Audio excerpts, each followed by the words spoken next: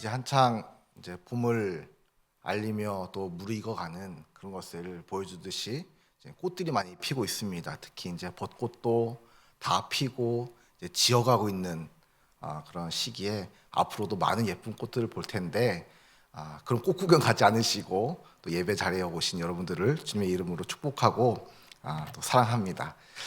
오늘은 우리가 금요 성경 아카데미 그 시간 내에서 특별히 성경 통독의 중요성 그리고 부제로 성경 잘 읽고 계십니까? 라는 말씀으로 우리가 함께 은혜 나누게 될 겁니다. PPT 한번 틀어주시죠.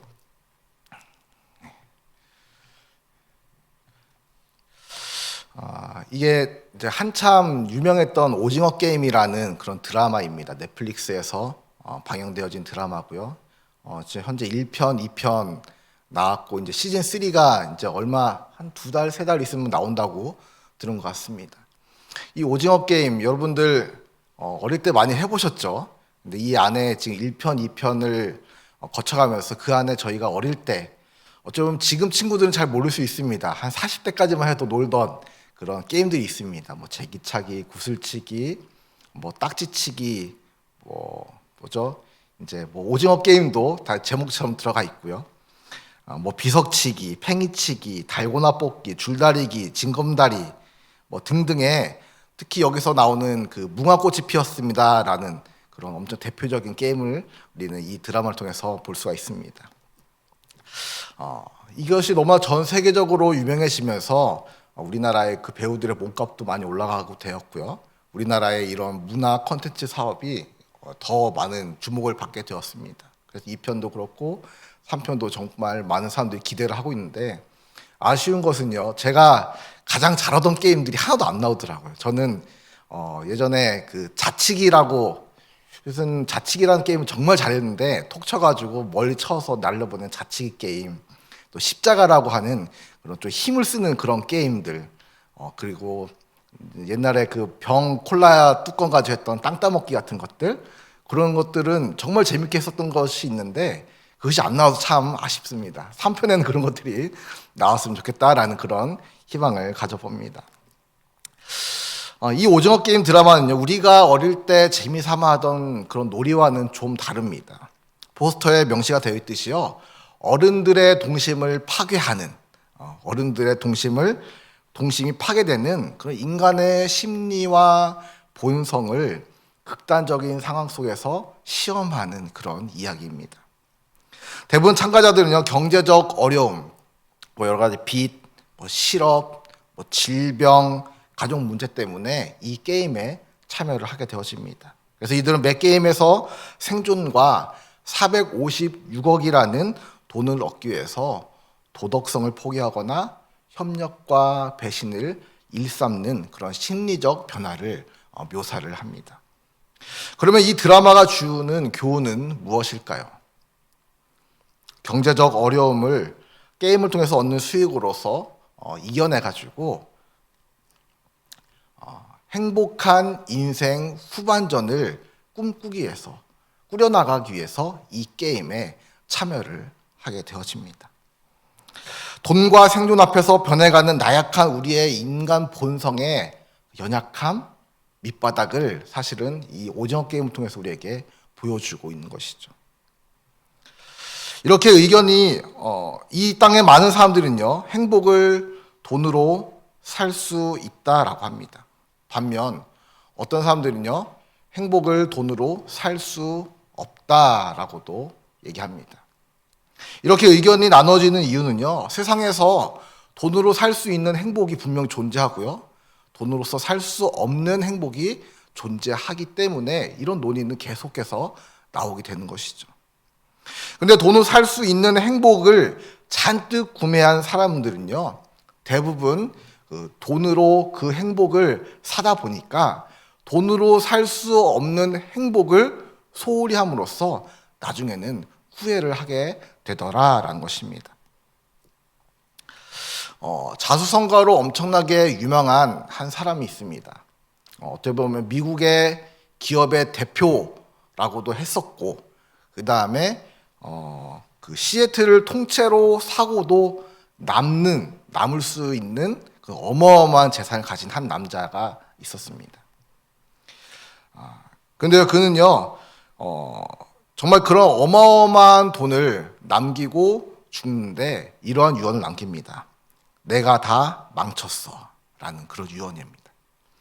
나이가 들어서 병상에 누워있는 자신의 인생을 돌아본 그는요, 인생을 잘못 살았다라는 것을 깨닫게 되어집니다. 그가 그렇게 이야기를 하는데 사람들이 이해를 할 수 없습니다. 왜냐하면요, 이 사람이 죽을 때 남긴 금액이 1,500억 달러.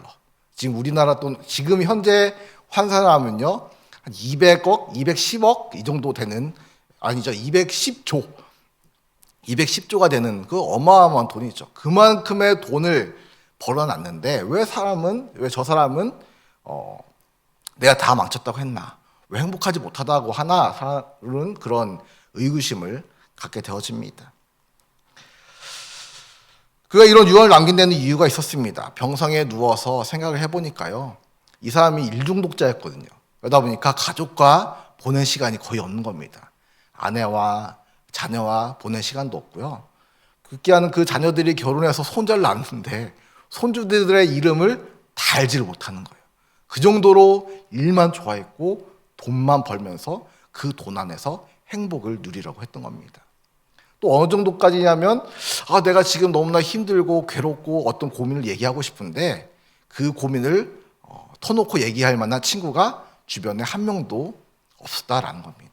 그리고 자기가 문득 떠오르는 전화번호들은 자기랑 업무 관계에 맺었던 그런 바이어들 또는 구직직한 다른 기업의 회장들, 요 사람들만 생각나지 전혀 그 외에는 생각나는 것이 없더라라는 것이죠. 이 사실을 병석에 누워서야 자신의 인생이 성공이 아닌 실패였다라는 것을 깨닫게 됩니다. 세상의 모든 부를 얻고서도 스스로 실패했다는 슬픈 유언과 함께 세상을 떠난 남자는요, 우리가 잘 아는 월마트의 창립자인 샘 월튼입니다. 사실 우리나라에서 월마트는 좀 잘 안 돼서 다 미국 돌아갔죠. 근데 미국 내에서와 다른 나라에서는 아직도 그 영향력이 크죠. 오늘 금요 성경 아카데미는요, 성경 통독의 중요성, 성경을 잘 알고 계십니까? 라는 주제로 진행이 되어지는데, 우리가 앞서 성경 통독에 관련된 그런 특강들을 계속해서 해왔습니다. 그러다 보니까 성경 통독이란 무엇인가, 또한 어떻게 성경을 읽어야 되는지에 대한 그런 질문들을 우리가 계속 나눴습니다. 그래서 이번 시간에는요, 우리는 성경을 왜 읽어야 하고 또 읽는 것에서 그치는 것이 아니라 그 말씀대로 살아내는 것이 우리의 삶에 복이 되어짐을, 성경 말씀대로 살아내는 것이 내게 복임을 우리가 오늘 신명기 말씀을 통해서 우리가 은혜를 나누고자 합니다. 신명기는요, 그 이스라엘이 출애굽해서 40년 동안 광야 생활을 하고요, 그 다음에 약속의 땅인 가나안으로 들어가는 그 입구에 있는 모압이라는 곳에서 모세가 어떻게 보면 이스라엘에게 마지막 고별 설교를 하는 것이 바로 이 신명기 말씀입니다. 어떻게 보면 유언과 같은 말씀이죠. 하나님께서는 이 신명기의 말씀을 통해서 이스라엘 백성들이 가나안 땅에 들어가서 살아갈 때에 어떻게 살아야 할지에 대해서 자세하게 말씀해 주셨습니다. 그리고 이 말씀은 비단 이스라엘에게만 해당되는 것이 아니라 우리 성도가 어떻게 살아야 하는지, 어떻게 하나님의 말씀을 따르며 행하며 살아야 하는지에 대해서 또 동일하게 이야기하고 있는 것이죠. 오늘 주제 말씀을 한번 같이 보도록 하겠습니다. 신명기 8장 1절입니다. 우리 같이 한 목소리로 합독합니다. 시작. 내가 오늘 명하는 모든 명령을 너희는 지켜 행하라. 그리하면 너희가 살고 번성하고 여호와께서 너희의 조상들에게 맹세하신 땅에 들어가서 그것을 차지하리라. 아멘. 모세는 오늘 본문을 통해서 명하는 모든 명령을 지켜 행하면 세 가지 은혜, 세 가지 복을 받을 것이다 라고 얘기를 합니다. 첫 번째는 살고 번성하고 땅을 유업받는 것이죠.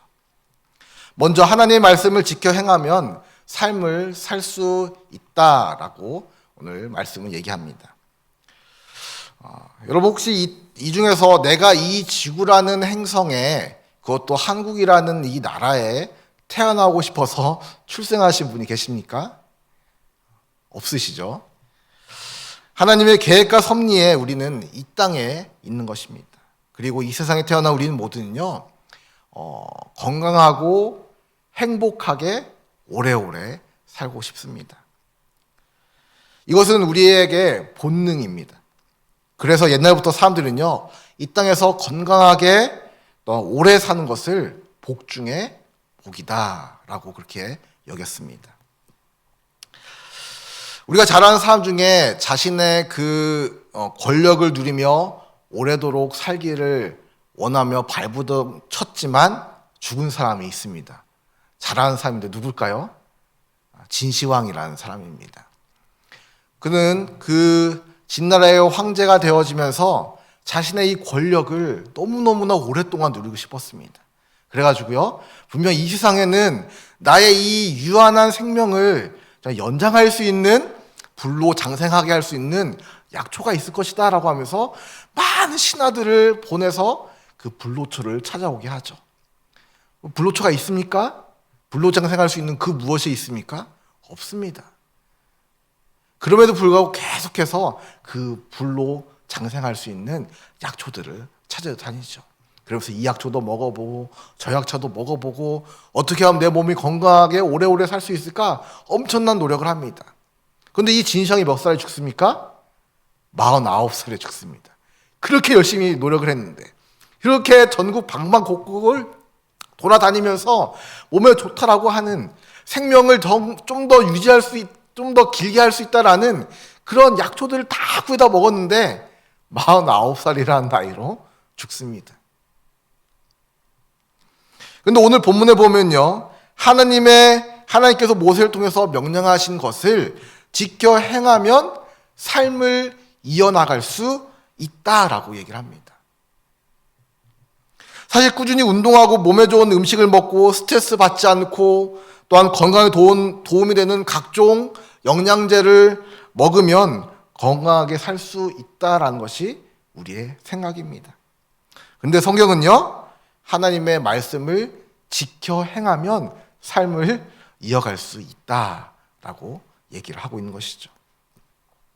오늘 본문에 이 살다라는 표현이 나옵니다. 아까도 얘기했듯이 그리하면 너희가 살고 할 때 이 살다가 히브리어로 하야라는 히브리어 동사로 하야라는 단어입니다. 그 의미가요, 살다, 살아있다, 생명을 유지시키다, 또 소생하다. 이 소생하다에는요, 질병, 절망, 심지어 죽음으로부터의 소생도 있습니다. 그리고 번영하다, 건강을 회복하다라는 그런 의미가 이 살다라는 단어에 들어가 있습니다. 그러니까 하나님 말씀을 지켜 행하면 우리는 생명을 유지할 수 있다는 거죠. 살 수 있다는 거죠. 번영할 수 있고요, 건강을 회복할 수 있다라는 것입니다. 제가 실수 전도사로 사역했던 교회의 다임 목사님 아들이 이름이 하야였습니다. 하야. 그 목사님이 이제 신대원, THM 박사까지 다 구약학을 전공하셨는데 그 아들 진짜 어렵게 낳았거든요. 진짜 어렵게 사모님 나이가 다 좀 드셔서 아이를 낳았는데, 그래서 저희는 이 농담 삼아서 독생자라고 불렀습니다. 독생자라고 부를 정도로 그렇게 귀하게 아들 낳았어요. 그러다 보니까 얼마나 귀합니까? 그냥 이 아이가 살아만 있어다오, 살아서 그냥 건강하게만 자라다오, 이런 의미로 담아가지고 하야라고 이름을 줬습니다. 얼마나 그 부모의 마음과 뜻과 정성이 들어간 이름입니까? 정말 어렵게 얻은 자녀라서 그 생명이 더욱 귀하게 여겨져서 그렇게 이름을 줬다라고 하십니다. 하나님의 말씀 지켜 행한다고 어떻게 건강하게 생명을 유지할 수 있다고 생각이 되어집니까? 여러분, 우리가 믿는 하나님은 어떤 분이십니까? 그분은요, 세상에 창조주시며 또 전능하신 분입니다. 우리를 그의 형상대로 지으시고 그의 숨결을 불어 넣으셔서 삶을 살게 하시는 그런 분이 바로 하나님이십니다. 창세기 2장 7절 보면요, 여호와 하나님이 땅의 흙으로 사람을 지으시고 생기를 그 코에 불어넣으시니 사람이 생명이 되니라 라고 말씀합니다. 여기서 생명은요, 생과 영이 합해진 단어입니다. 생은 우리가 아까 그 살다 하야라는 동사, 그 하야라는 동사에서 유래된 하이라는 그런 단어로 쓰여지고요. 이것도 동일하게 살아있는, 생존하여 있는 이라는 의미를 갖고 있습니다. 생령에서 생자는요. 그리고 영은 네페시라고 해서 숨, 호흡, 또 생명을 뜻합니다. 그래서 우리 다영 목사님 앞에서 강좌에 가끔 말씀하실 때 네페시 하야 말씀 많이 하시죠? 이게 바로 생령, 그 네페시 하야, 생령이라는 단어입니다. 그러니까 하나님의 그런 숨과 호흡으로 생명을 유지하는 살아있는 존재가 된 것이죠. 흙으로 사람을 지으시고 생기를 불어넣으시니 살아있는 존재가 된 것입니다. 이렇게 하나님께는 불가능이 없다라는 것을요, 사실 우리 사람 하나만 놓고 놔도 이 온 우주의 모든 만상을 보더라도 그것 하나님이 살아계신 것을 증거하지만요, 나 하나만 놓고 보더라도요, 내가 무엇이 간데 숨쉬고 말하고 먹고 자고 살아서 움직일 수 있습니까? 이것이 바로 하나님께서 생기를 불어넣으셔서 생명이 있게 하셨기 때문에 우리가 살아 움직일 수 있었던 것이죠. 이게 하나님의 그 전지전능하심, 창조주 되신 하나님의 능력을 나타내는 것이죠. 하나님이 어떤 분이신지를 알고 그의 말씀을 지키고 행하면요, 생명 또 사는 것에 대한 문제는 얼마든지 해결이 된다라는 것입니다. 그래서 오늘 말씀에서 하나님의 명령을 지켜 행하고 따르면 너희가 살고라고 얘기하는 겁니다. 그러니까 그 하나님을 알아야 된다는 겁니다. 하나님을 어떻게 합니까? 우리에게 주어진 말씀을 통해서 하나님을 알아가는 겁니다. 그 하나님을 온전히 알고 그 하나님의 말씀 우리가 온전히 따르며 실천하며 지켜 행하며 나갈 때에 우리의 삶은 건강하게 유지되어 나가신다라는 것이죠. 그런데 한 가지 문제가 있습니다.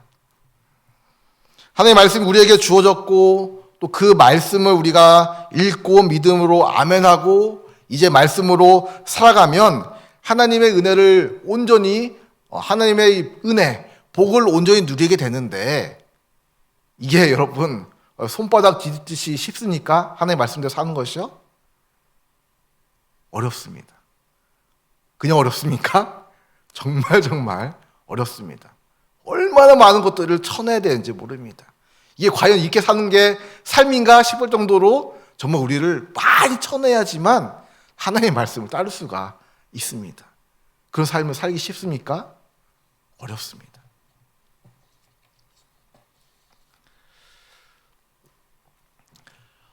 이게 2008년에 나온 책인데요. 미친 척하고 성경 말씀대로 살아본 1년이라는 책입니다. 이 책의 저자가 그 남성 잡지 에스콰이어에 이제 편집하는 사람인데, 편집자인데요. 이 사람은 좀 괴짜입니다, 괴짜. 그래가지고 이거 책 나오기 전에 한 권으로 읽는 브리테니커 사전이 32권 33,000장으로 이루어진 그거거든요. 근데 이 사람이 그거를 다 읽고 한 권으로, 거기 있는 것들 다 그대로 목차대로 해서 한 권으로 요약을 해서 내버렸습니다. 그래서 이거 할 때 딴 거 전혀 하지 않고 그것만 읽고 요약하고 그런 것만 해서 한 권으로 읽는 브리테니커라는 책을 만들기도 했습니다. 그 이후에 이 책이 나왔는데요. 이 사람이 유대인입니다. 유대인인데 하나님을 인정하지 않는, 믿음을 인정하지 않는 신앙이 없는 사람입니다. 그런데 이 사람이 이 종교가 현대 사회에 위험하다라는 생각을 어느 날 불현듯 하게 되어졌고요.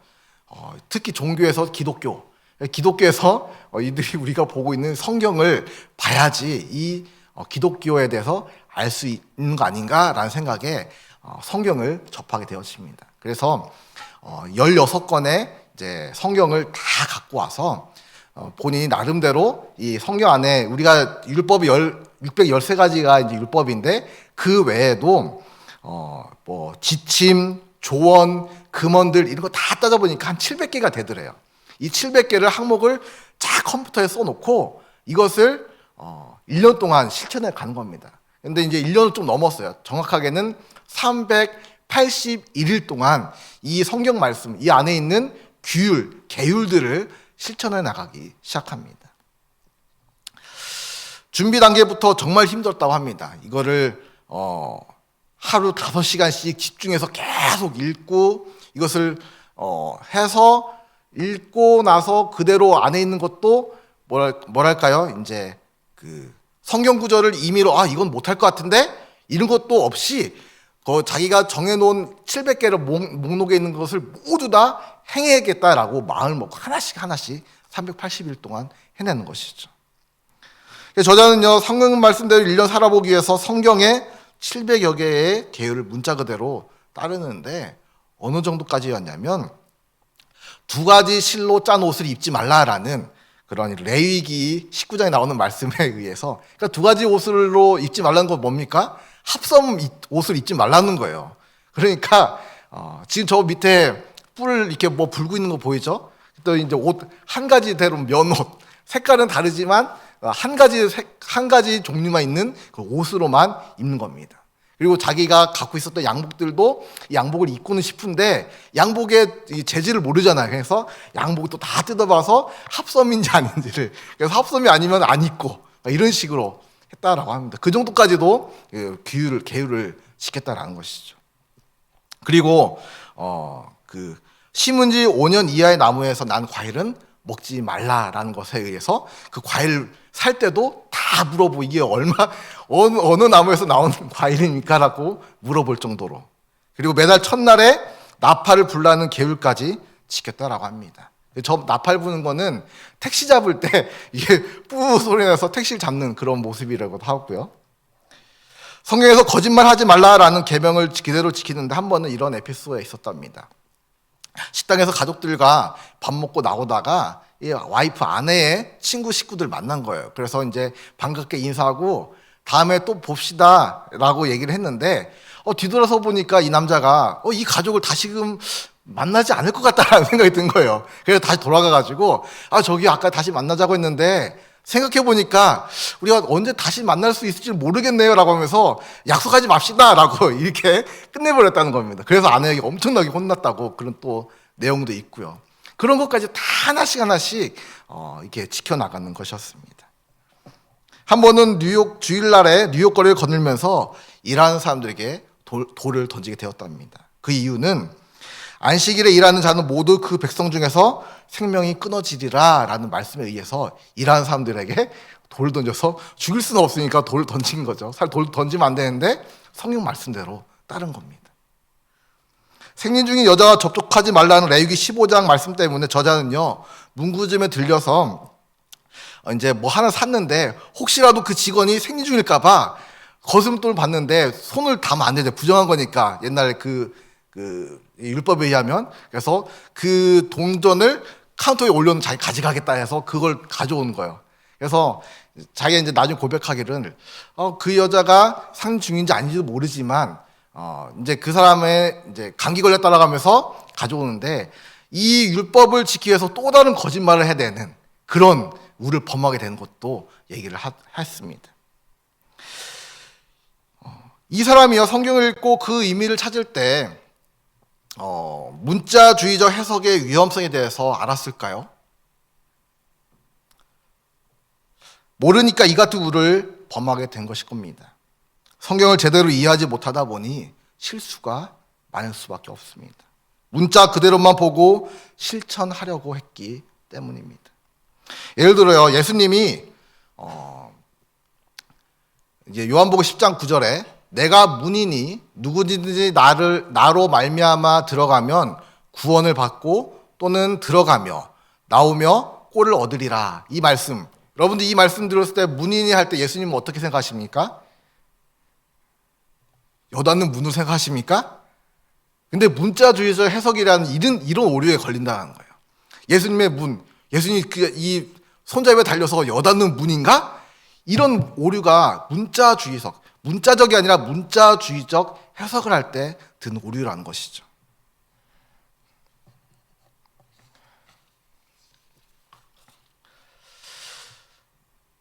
성경은요, 문자주의적으로 볼 것이 아니라 성경은 통전적, 또 문법적으로 봐야 합니다. 더 쉽게 말해서요, 문맥의 의미 또한 주변의 정황과 성경 전체의 주제의 연관 관계를 살피면서 해석을 하는 것이 옳습니다.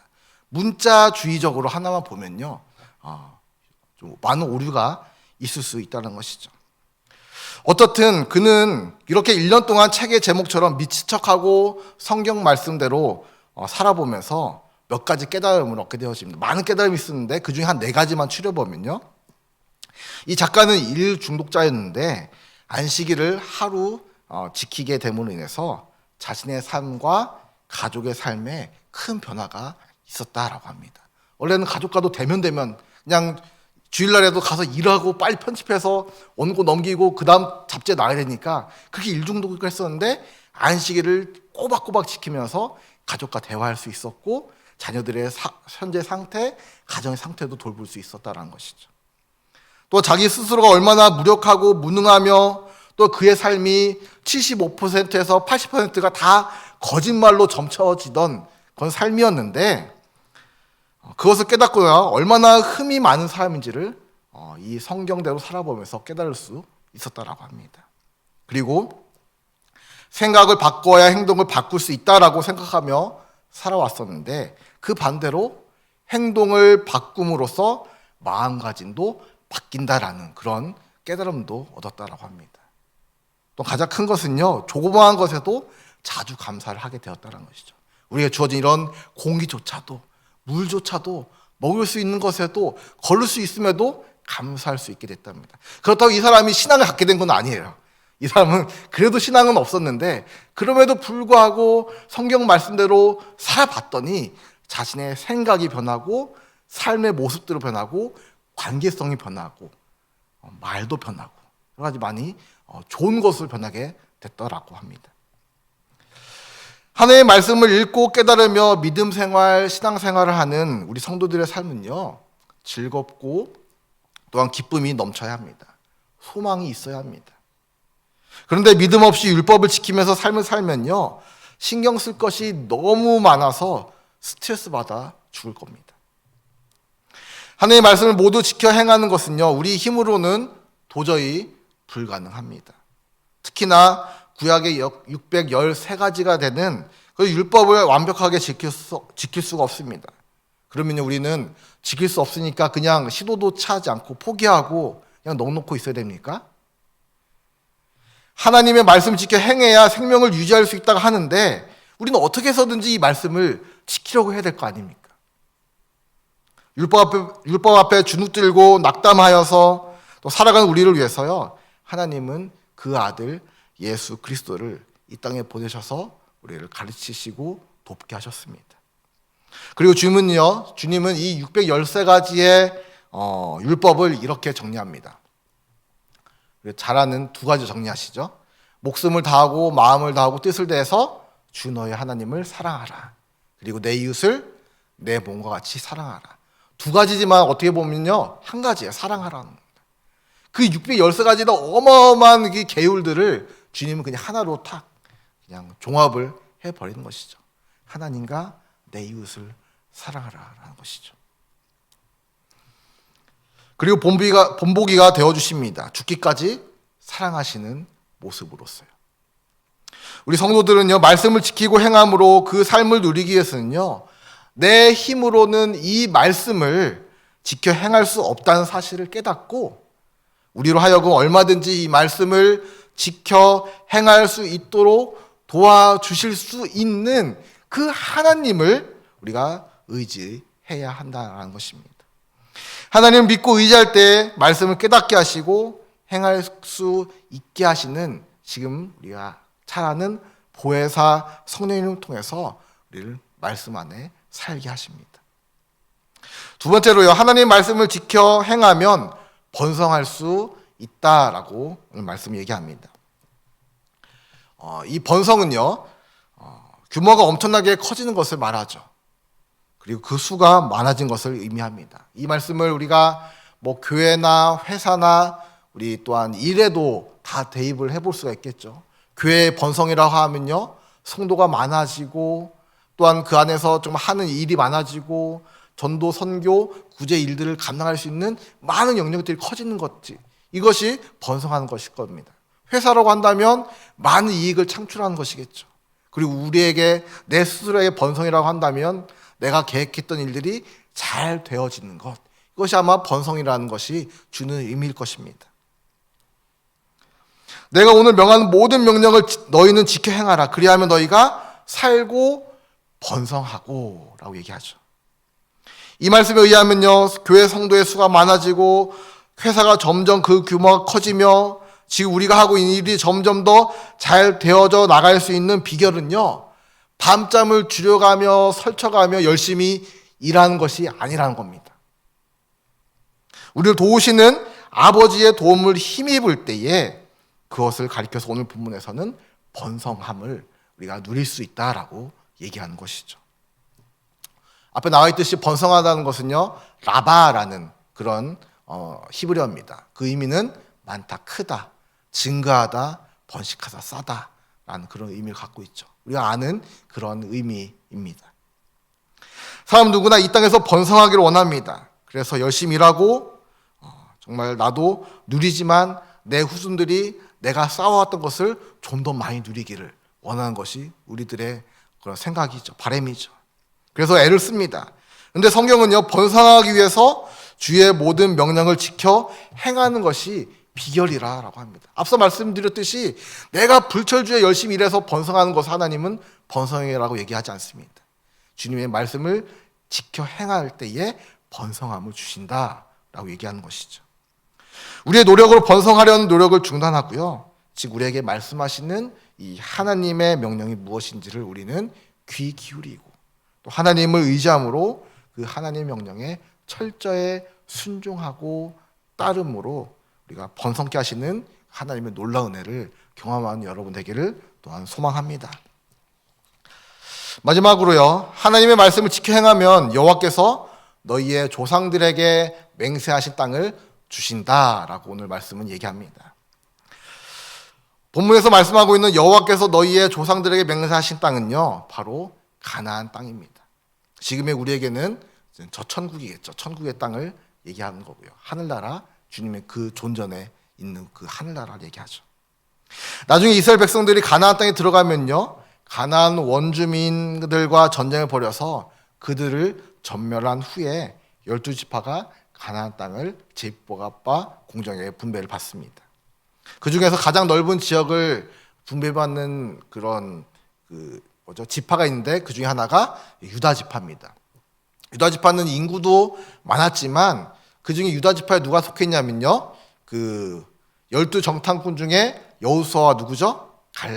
갈렙이 속해 있습니다. 이 갈렙, 우리 잘 아는 그 이산지를 내게 주소서라고 외쳤던, 내 나이 85세지만 아직도 내가 출입할 수 있다, 싸울 수 있다, 건장하다라고 담대히 외쳤던 갈렙이 있는 지파였습니다. 그래서 갈렙은요, 그 많은 가나안 땅에서도 가장 그 키가 크고 힘이 세고 어마어마한 그냥 거인족같이 그 큰 있는 그 헤브론 지역으로 자기들을 그 땅을 달라라고 합니다. 내가 가서 저들을 쳐부수고 그 땅 먹을 테니까 그 땅을 달라라고 합니다. 그래서 여기서 그래 라고 하면서 여호수아 14장 9절에 보니까 그날에 모세가 맹세하여 이르되 내가 내 하나님 여호와께 충성하였은즉 내 발로 밟는 땅이 영원히 너와 내 자손의 기업이 되리라 하였나이다. 이 말씀을 의지해서요, 갈렙이 여호수아 앞에 나가서 이 산지를 내게 달라라고 얘기를 하게 된 것이죠. 그리고 그 말대로 진짜 나가서 그 땅을 정복하고 먹습니다. 그러다 보니까요, 이 유다 족속의 땅이, 유다 지파의 땅이 더 넓고 힘이 있었던 것이죠. 하나님께서는 그런 갈렙에게 가나안 원주민들을 이기게 해주시고 그 누구도 차지할 수 없었던 땅을 차지하게 하셨습니다. 그래서 유다 지파의 땅이 다른 지파보다도 넓었었던 것이죠. 갈렙이 주님을 의지함으로 믿음으로 행할 때에 가나안 원주민들과 전쟁을 벌여서 그 넓은 땅을 유다 지파가 차지하도록 한 것처럼 우리 또한 주를 의지함으로 또 주님의 말씀을 믿고 신뢰하고 따르고 행함으로 우리가 죄와 싸워 승리하여 주님의 그 유업을 받아 누릴 수 있는 우리가 되기를 소망합니다. 말씀 맺습니다. 하나님의 말씀을 읽고 묵상하고 실천하는 이유는요, 주께서 예배하신 그 복을 누리기 위해서입니다. 세상을 향해서 발버둥 친다고요, 진정한 행복한 삶을 살아낼 수가 없습니다. 성경은 기록합니다. 내가 오늘 명한 모든 명령을 너희는 지켜 행하라. 그리하면 너희가 살고 또 번성하고 여호와께서 너희의 조상들에게 맹세하신 땅에 들어가서 그것을 차지하리라 라고 말씀하십니다. 하나님 말씀 읽고요, 지켜 행할 때에 생명의 복이 이어지고 또한 여러분이 거하는 모든 것이 또한 풍성해지며 또한 하늘나라 천국의 삶을 누릴 수 있게 될 줄로 믿습니다. 지금 교회에서 우리가 1년 이독 또한 성경 필사를 주기적으로 하고 있는데요, 이것 외에 여러분이 시간 날 때마다 정한 시간에 말씀을 계속해서 읽으시고 있는 것에서 그치면 되지 않습니다. 따라야 됩니다. 실천해야 됩니다. 아까 미친 척하고 성경을 1년 동안 성경 말씀대로 살았던 그 사람은요, 생각이 변해야지 삶이 변한다, 행동이 변한다라고 했지만 그냥 따랐더니, 생각 없이 따랐더니 생각이 변했다라고 얘기한 것처럼요, 우리도 주님의 말씀을 이렇게 하면 과연 될까? 안 될까? 이런 것이 아니라 주님 말씀이 진리임을 우리가 믿고 그냥 행하는 겁니다.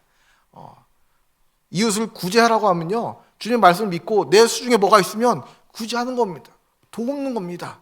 그러면 하나님이 그 삶을 축복하시고 그 가운데 복이 있게 하실 줄로 믿습니다.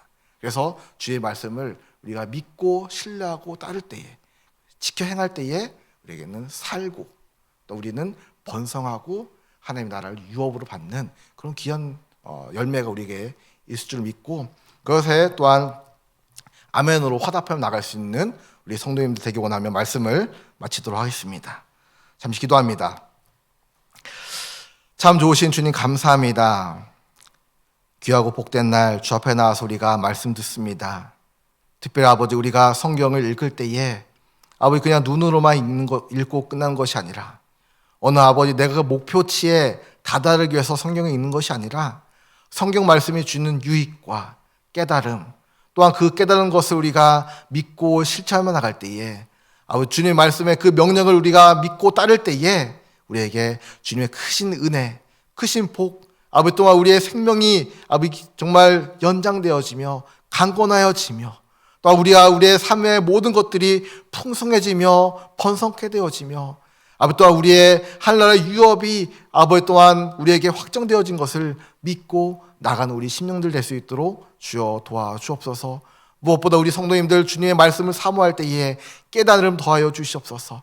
말씀을 읽고 묵상할 때마다 하나님께 주시는 그 한없는 기쁨과 은혜를 누리며 충만히 누리며 나갈 수 있는 우리 성도님 되어지게 하시고, 또 그 말씀을 들고 나아갈 때에 주 예수 그리스도께서 이 땅에 오셔서 우리에게 삶의 모습으로 보여주시면서 그 사랑과 은혜를 나타내 주셨던 것처럼 아버지 우리 또한 나가서 정말 많은 하나님을 알지 못하는 자들에게, 또한 주의 그 복음이 필요한 자들에게, 우리의 손길 필요한 자들에게 담대히 전하며 나갈 때에 우리의 이 손길을 통하여서, 우리의 발걸음을 통하여서 우리 이웃이 살며 다시금 주의 은혜가 가득 찬 우리 주변이 되어질 수 있도록 아버지 또한 그런 하늘나라가 확장되어진 것을 우리가 몸소 체험할 수 있도록 주여 은혜 베풀어 주옵소서. 예수님의 이름으로 기도합니다. 아멘.